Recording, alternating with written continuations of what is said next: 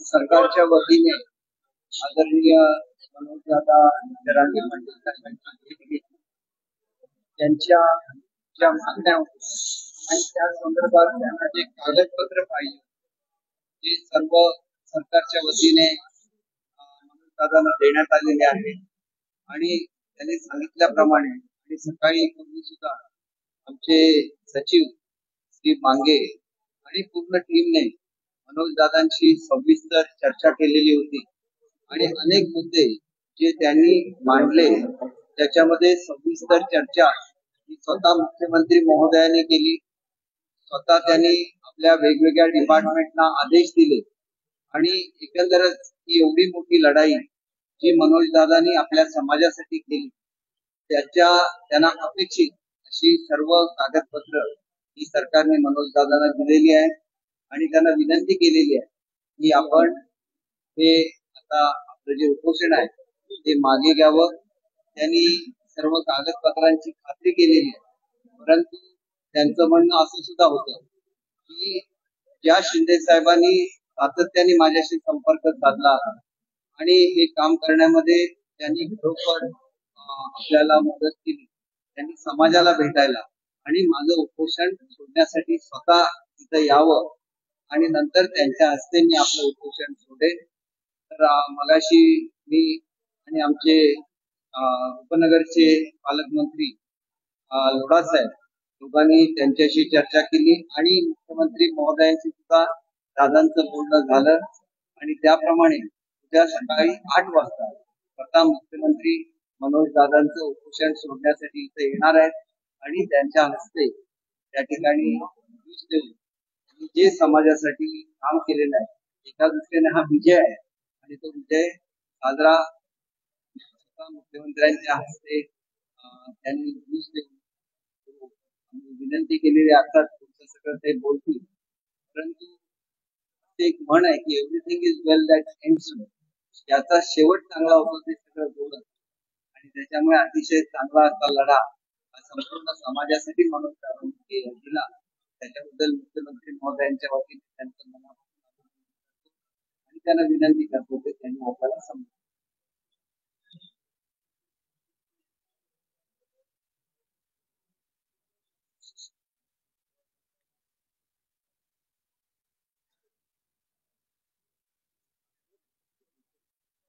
पत्रकार बांधवांना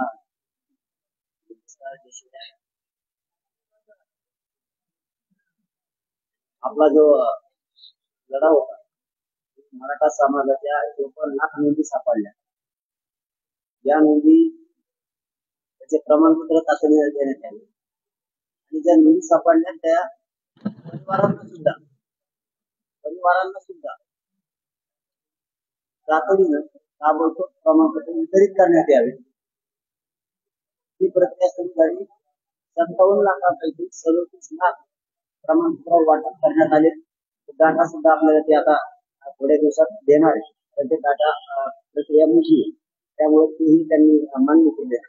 आपला सगळ्यात मोठा मुद्दा होता ज्याची नोंद सापडली त्यांच्या सगळ्या सोयऱ्यांसाठी अध्यादेश तुम्हाला पारित करावा लागेल. तो अध्यादेश त्यांनी पारित करून आपल्याला दिलेला आहे. म्हणजे आपण सगळ्यांची कुठे आता उपडलेली त्यांनी आपल्याला आता दिलेला आहे. म्हणून मराठा समाजाच्या ज्या मूळ मागण्या होत्या त्या तीन आता झाल्या. आपली सकारात्मक त्याच्यावरती चर्चा पण झाली आणि या अध्यादेशावरती जो राजपत्र त्यांनी काढले याच्यावरती 3 घंटे चर्चा आपल्या मुंबई हायकोर्टाची सिनियर वकील सगळे 22 जण यांनी शब्दाना शब्दाची खात्री केलेली. त्यानंतरच आपण बाहेर पडलो. 2 वेगळ्या बैठका मोदयांच्या वेगळ्या सचिव बांधवांच्या वेगळ्या आणि वकील बांधवांच्या आमच्या वेगळ्या असं वेगळं करून आपल्याला जो अध्यादेश पाहिजे होता जो शहराचा त्याच्यामध्ये घ्यायचे होते ते आपण घेतलेले. त्यामुळं आता आपली जी लढाई होईल ती याच्यासाठी त्याचबरोबर ही लढा तिसरा मुद्दा आंतरवाली राज्यातले जे गुन्हे झालेले तेही पत्र सरकारनं आपल्याला दिलेलं आहे. तातडीनं मागे घेण्याची ती कारवाई आता सुरू होईल. त्यासह मराठवाड्यात आणि इतर राज्यात काही नोंदी कमी सापडलेल्या, जास्त करून मराठवाड्यात प्रचंड कमी नोंदी सापडल्या. त्यासाठी समितीला मुदत वाढवून आणखीच्या नोंदी आपण त्या शोधायच्या. तिथे जास्तीचा वेळ हा फक्त मराठवाड्यात जास्त समितीला द्यायचा. त्याच्यासाठी समितीला सुद्धा मुदत वाढ देण्याचं पत्र सुद्धा काढले. सगळे पत्र आपण घेतले. म्हणजे असं तोंडी काही नाहीये. सगळे पत्र सगळे शासन निर्णय सुद्धा घेतले आणि ती काम आता करणार त्यावरती या वंशावळी जोडायच्या 5वा मुद्दा आहे तीही आपण शासन निर्णय घेतलाय. वंशावळी जोडण्यासाठी तालुका ठराव समिती स्थापन केली त्यांनी. याचाही शासन निर्णय झालाय, तो पण आपण घेतलाय. आपण मराठवाड्यात कमी नोंदी सापडल्यामुळे मराठवाड्याचे जे गॅजेट 1884 तेही सरकारनं कबूल केले की आता शिंदे समितीकडे देऊ. त्याला याच्यामध्ये कसं घेता येईल, काय करता येईल याच्यासाठी ही 1884 ची जनगणना होती. त्याच्यात सुद्धा स्पष्ट उल्लेख आहे कुंडी म्हणून मराठवाड्यातले सगळे मराठवाड्यातले कुंडी आहेत असं उल्लेख. तेही देण्याचं तेही तपासण्याची कारवाई करण्याचं त्यांनी तेही पत्र आपल्याला ते पण दिले. असे शिक्षणाच्या बाबतचाही दिला. हे 4772 पोरं ईडब्ल्यूएस 6वा मोठा सांगतो. ईडब्ल्यूएस बीसीबीसी आणि ईएसबीसी मधून राहिले तेही घेण्याचं त्यांनी तेही पत्र आपल्याला दिले की तुम्ही आम्ही तातडीनं ते घेतो. शिक्षणाच्या बाबतच्या ओबीसीच्या ज्या सवलती आहेत त्याच मराठा समाजाला सुद्धा लागू करण्याची अंमलबजावणी ते तातडीनं त्या सुद्धा करणार. तातडीनं अंमलबजावणी आता जो कायदा पारित याचा रूपांतरित होणार आहे ते आता जे अधिवेशन येणार आहे त्याच्यामध्ये याला 6 महिन्याची गॅरंटी असते. त्याचे आज कधी पण हे करता येते पण विधान सगळे हे सुद्धा मानलं जाईल. आता याची अंमलबजावणी सुद्धा मला उद्यापासून व्हायला हरकत नसणार. उद्यापासून सगळ्या शहरांची कारवाई सुरू होणार. तर अशा स्वरूपाचं सगळं झालंय तर झालं ना. उपोषणाचा भाग जाऊ द्या, परंतु काम मोठं झालंय समाजाचं. आपण प्रत्येक वेळेस म्हणतो असेल की शिंदे साहेब काम करू शकले, त्यांनी हे करायला पाहिजे आणि त्यांनी ते केलंय. जोपर्यंत आपण आंदोलन करतो तोपर्यंत आपण विरोध करतो. मग तो पक्ष म्हणतात सत्ताधारी असं किंवा विरोधक असतो. आता आपला आणि त्यांचा कोणाचा असो ते विरोधी पक्ष असो किंवा सत्ताधारी असो आपला त्यांचा विरोध संपतो. आपण समाज म्हणून काम केलेलं आतापर्यंत आजपासून आपण कोणत्या पक्षाचा आढळून त्याला सोडलेला मराठा आरक्षणाचा विरोध. आता आपलं काम हे होतं म्हणून आपण विरोध करतो. मराठा समाजाच्या पोरांचं कल्याण होतं हे आपला लढावा खरा किंवा आपण त्याला आजपासून आपलं त्यांच्याविषयी विरोधाचा संपलेला आहे. समाज म्हणून तुमचं जे वैयक्तिक काय असेल ते त्याच्याशी मला देणं द्यायला पण समाज म्हणून आपला विषय संपला. तर कुणीतरी जबाबदार असावं. मंत्री महोदय ही उद्या येतील त्यांच्या हाताने घेऊ आज स्वीकारले आपण. पण सकाळी 7 वाजता इथं आपल्याला छत्रपती शिवाजी महाराजांच्या चौकात सगळ्याला जमायचं आपल्या सगळ्या बांधवाला. त्यांच्या हाताने सुद्धा आपण पत्र घेणार ठीक आहे. परंतु तर हे पत्र जे दोघं येतं आणखी त्यांच्याकडे मंत्री महोदय आपल्या हाती पण मुख्यमंत्री साहेबांच्या हाताने घेऊन त्याला आपल्याला सकाळी हे पत्र स्वीकारायचं. कारण जबाबदारी त्यांनी दिली, जबाबदारी त्यांची पण आहे आणि समाजालाही माहिती होणं गरजेचं आहे की आपलं काम झालंय. आता आपण मी तुमच्या जोरावरती बोलवतोय, कारण विरोधाचा भाग नाही. जसे मला तुम्ही शब्द देता तसा मी वापर. तुम्हाला मायबाप मानलेले समाज आला, मी मुलगा म्हणून काम करतो.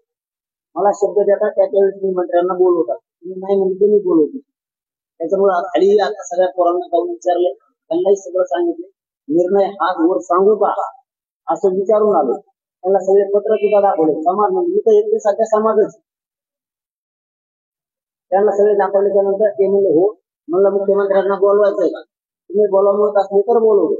कुणाला आरडाओरडा करून चालणार नाही, कारण माझी किंमत कमी हे करायची तर बोलू नका म्हणून मी बोलवत. सगळ्यांनी होकार दिलेला आहे. तुमचा होकार एका जबाबदारी म्हणून राज्याचे जे प्रमुख आहेत त्यांच्या हाताने घेऊन पडायचं ते भाग वेगळा आहे. परंतु आपलं जे अपेक्षित होतं ते सगळं अपेक्षित झाले आहे. सगळं अपेक्षित आपलं आता झालेलं आहे. त्याच्यामुळे आपण आता उद्याच्याला सकाळी ज्यांनी खोट्या मारल्या होत्या त्या खोट्या सगळ्या उपटून टाकून उद्या त्याला मुलांना टाकून आपण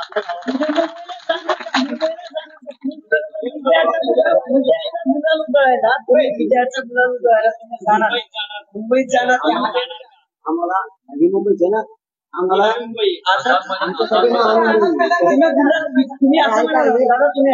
लोकांना ऐका ना, तुमच्याच मनाने करायचं का? आम्हाला विजय सभा प्रचंड मोठी होती, अंतरवालीपेक्षाही प्रचंड मोठी. सगळा मराठा समाज आमचा एकत्र जमणार.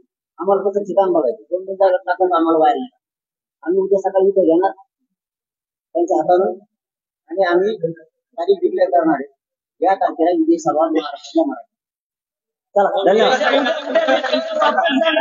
आणि मग आता काम झालं ना तुला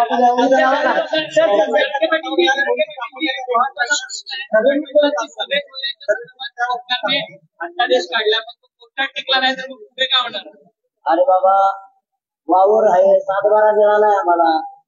7-12 मिळाला वावराचा तो वावर नाही नागरिक आम्ही 7-12